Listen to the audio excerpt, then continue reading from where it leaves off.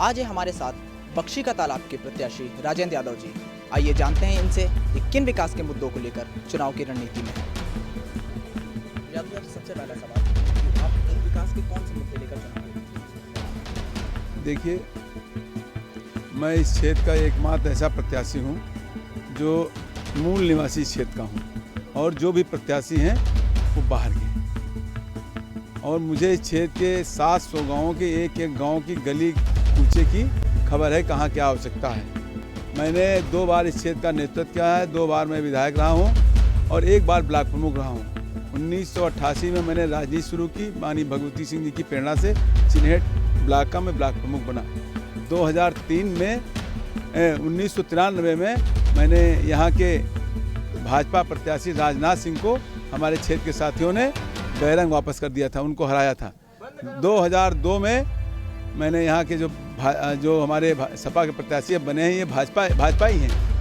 ये इनको मैंने 2002 में यहाँ पटकनी दी थी और अगली बार मैं चुनाव नहीं लड़ा। इनको मैंने नेताजी ने मेरा टिकट किया था, कुछ शरारती तत्वों ने मेरी झूठी शिकायत करके मेरा टिकट कटवा दिया और मुझसे नेताजी ने कहा इस बार त्याग करो, आपको अगली बार लड़ाऊंगा।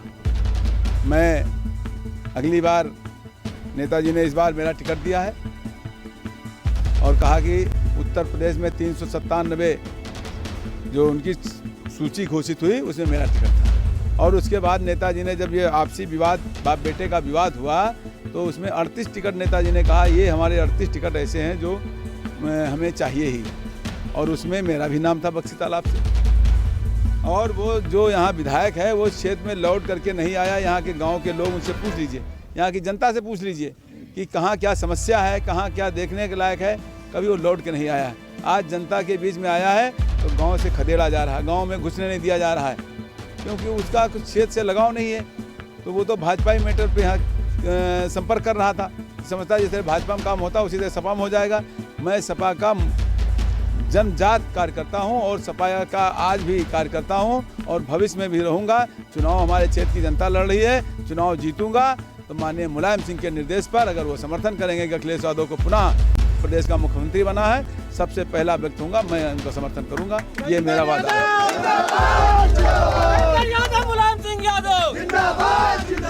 विकास की बात रही तो इस क्षेत्र की सबसे बड़ी समस्या थी तहसील। यहाँ के लोग रजौली, पारा, यहाँ के हमारे क्षेत्र का बिल्कुल बाराबंकी का बॉर्डर है, यहाँ के लोग मलिहाबाद जाते थे। 1993 में जब विधायक बना, सबसे पहले उत्तर प्रदेश में बख्शी तालाब की तहसील माननीय मुलायम सिंह जी ने दी है और ये तहसील मैंने बनवाई है। आज पूरे क्षेत्र के लोग बख्शी तालाब में अपना सब तरीके का जो काम है खेती बाड़ी और जो कोर्ट संबंधित कर रहे हैं। तो साथियों, हम लोगों ने यहाँ के डिग्री कॉलेज, यहाँ के पुल पुलिया, 700 गाँव को बिजली, सड़क 2007 में मैंने जोड़ दिया था। कोई गांव नहीं था जहां पर ये सारे काम ना हुए हों। दूध, किसानों की दूध मंडी 6ठे मील पर बनवाई। इस क्षेत्र में अभी बहुत सी ऐसी आवश्यकताएं हैं कि जो सड़कें इतनी खराब हैं कि जिन पर चलना दूभर है। अभी आप चले जाइए, बेहटा से लेकर के महोना तक नहर की पटरी मैंने बनवाई थी 17 किलोमीटर। आज उस सड़क पर आप निकल जाएँ तो आप कहेंगे एक सड़क है इस क्षेत्र की।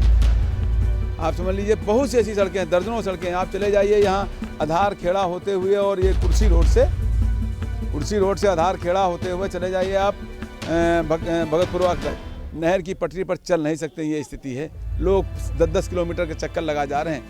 तो इस तरीके की जितनी भी सड़कें हैं, करीब 35 सड़कें ऐसी हैं जो बिल्कुल जीर्ण शीर्ण है, जिन पर चलना दूभर है।